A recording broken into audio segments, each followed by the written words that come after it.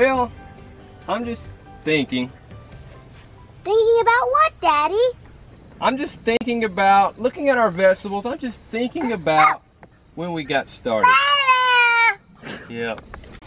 It was about 5 or 6 years ago now that we were in the city, and we had this dream, this crazy dream of moving out here and starting this farm. And you know what? It's nice to sit here and look at it and see the progress we made. Yes, there's a lot of things that I still want to improve on, and a lot of changes that we're making now this year, right? Yeah. But it's neat to see and think about how it all started. If it wasn't for people that were teachers and people who have already taken this step to inspire us, we would not have the success that we have today. There are things on movies and on TV shows that give us messages that we don't need teachers. But we do need teachers. We need somebody to teach us and to help us. We learn from them, and in return, one day we pass that on. We pass on the knowledge, and we become the teachers. I think about some of our friends who are doing some exciting things. Some other people who have been pursuing these crazy lunatic idea of being homesteaders and being farmers. And you know what? They have had teachers just like we have had, people that have inspired them too. I think about our friends at Hollar Homestead. And right now, they are in the process of touring around the United States to find out where their permanent homestead is going to be. That's exciting, isn't it? Yeah! And you know what? Recently, I had the opportunity to ask them a question about who has been the most influential people in their lives, in their journey of being homesteaders. Alright, so most influential people for us, we kind of have like, I guess a roundup of about 3. Our first one for sure is Joel Salatin. Yep. And I'm sure that's probably everybody's like godfather of farming and homesteading and stuff. He has been pretty major for us in the it's okay to be abnormal, you know, go against society. People are going to think you're weird. Yeah. You're doing it right. Exactly, you're doing it right. Swim upstream, just you do you. But he's so practical, and he's so just like, I don't want to say stick it to the man, but very like down to earth. He's just real, and we love that about him. Real. He's quite literate, yes, and everything he says is just very well spoken, and so he's easily respectable. Yeah, and he's easy to understand, and he makes it so easy for everybody, from just base level to those who are like, you know, really doing it. He's very approachable. And that's pretty cool that Joe Salatin is somebody that inspired them at Hollar Homestead. Yep. That's pretty cool. Did you know that Joe Salatin also inspired me as well? I didn't think I knew that. Originally, I thought that we wanted to do pasture upholstery as well.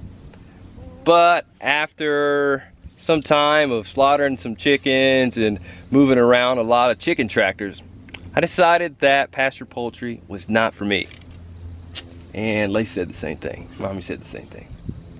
So, in the process of time, we decided that market gardening is our thing. On top of raising ducks. Ducks are just cool and fun. But you know what? The Hollar Homestead had somebody else in common with us that inspired them as well. I know. I think the second for us would probably be Justin Rhodes and his family. He was definitely a major catalyst for you. Seeing someone stay home, yeah, and really work for everything they have. Yeah, and do this life. And he, truthfully, it was seeing him be able to be a father to his kids. Yeah. That was what really, really was weird to watch. And I realized that working as much as I work, it makes parenting hard. I don't have the kind of time he has. Right. I can change that. Yeah. Yeah. And so that was, we kind of shifted to going into homesteading more. You did. and growing more food, and then it just kind of changed into just adding on to, okay, well, let's work for you staying at home, growing our own food, therefore you can stay home more, that kind of thing, and we did this shift. And they had 2 other people that have inspired them, teachers that have inspired them, that I had never even heard about before. And then I think the third one for me, and she's the one who got me into it really, is Carla Emery. Encyclopedia of Country Living. A lot of people know the book, might not know the name, but that was really my catalyst. Was I picked up that book from the library once. I just found it at the library, and I wound up checking it out like 4 times before I went, I should just buy the book. And I did, and I've read it a couple times, and I've loved it. And that for me was like when we started having babies and making home. That was such a huge book for me, and I would go out and do things like, oh, let's go plant this, and then I would preserve things and all that. So that was huge for me. And then kind of in that same family, oddly enough, we found Esther, or Carla's daughter Esther, later on YouTube. So the Fouch family up in Idaho. So this is like a double endorsing of... It's apparently the Emerys are really awesome people. So the Fouch family, for sure, has been a huge, like, their homesteading and building their house, and that was a huge thing too. Again, with the whole he stays home and he's home with the family, and it's just been a real eye-opener, really, to see all these families that can do it. You know, you kind of sit in your own corner and go, oh, but is it possible? And then you see all the families where it is possible.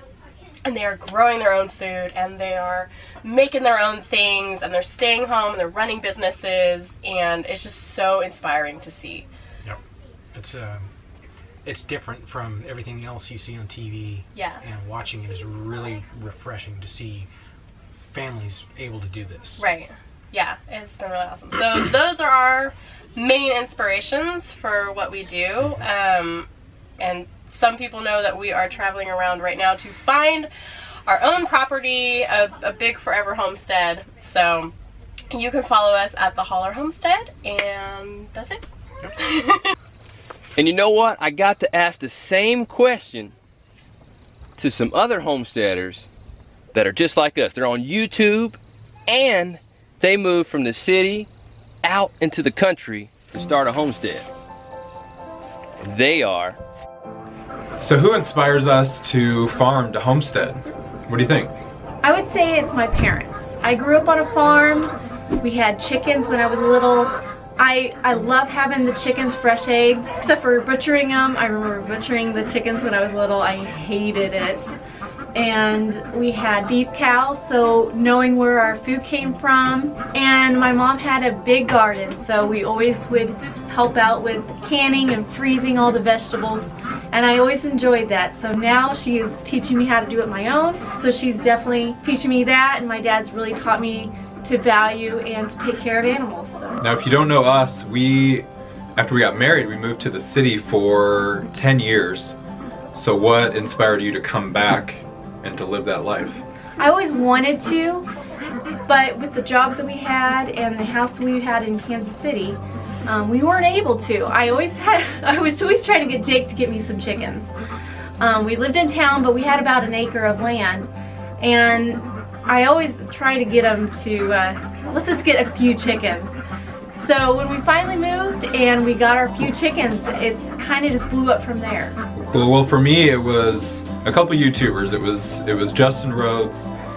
Wow, that's so cool that Justin Rhodes inspired them too. That man gets around, doesn't he? Yeah. I think he gets around just a little bit. A lot. But they also mentioned somebody else that inspired them, who I just recently heard about. And it was Dan Oman with the Grass-Fed Homestead. When we moved out here a couple years ago, we started to get some chickens, like Becky said, and we didn't know what to do. So we started to look on YouTube. We stumbled across Justin Rhodes. I think he was pretty new, maybe a month or two into his YouTube channel, and showed us the lifestyle that we could live with our animals, with our garden, introduced us to permaculture, just how to live this life. But I didn't know if I could do what he did. And then somebody like Dan Oman came along and showed me something new, that we could do what Justin was doing. Not that Dan didn't know what he was doing, but he was just starting out on a new homestead, just getting sheep, just getting chickens, and we were like, we could do that. I can totally do that. I could grow some food, I could raise some animals, I could share it on YouTube, and it'd be a cool story for us, and it'd be a way for us to grow our own food and take care of our family. Well, thank you for Mike and Lacey for putting this together and letting us be a part of this. And we're at White House on the Hill. We hope you'll come check out our channel. Wow, that's pretty neat, Daddy, how people inspired other people. Yeah, that is pretty neat, hearing how people get inspired by other people. It's like everybody's inspiring who gets inspired, who inspires me too. Well, the sun is setting and the day is almost over with. And we still have some more things to do out on the farm. Isn't that right, kids? Yeah! I don't know about you, but I enjoy hearing the stories about how other people are inspired by the work from other people. I still have some more of these stories lined up, so make sure you stay tuned. We'll see you Next time!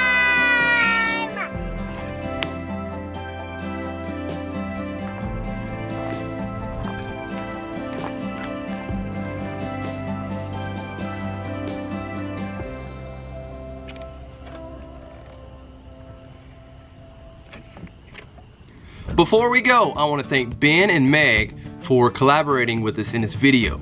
They recently sold their house and are on their journey to find their future homestead. So make sure you follow them in that journey. You can check out their YouTube channel, Hollar Homestead, to keep track of them on that journey. Also, we want to thank Jake and Becky at White House on the Hill, and you can follow them on YouTube too, and you can join them in their daily adventures on their homestead at White House on the Hill. They also provide a lot of helpful tips and things that can help you building your knowledge and skills on homesteading. That's it for now. See you next time.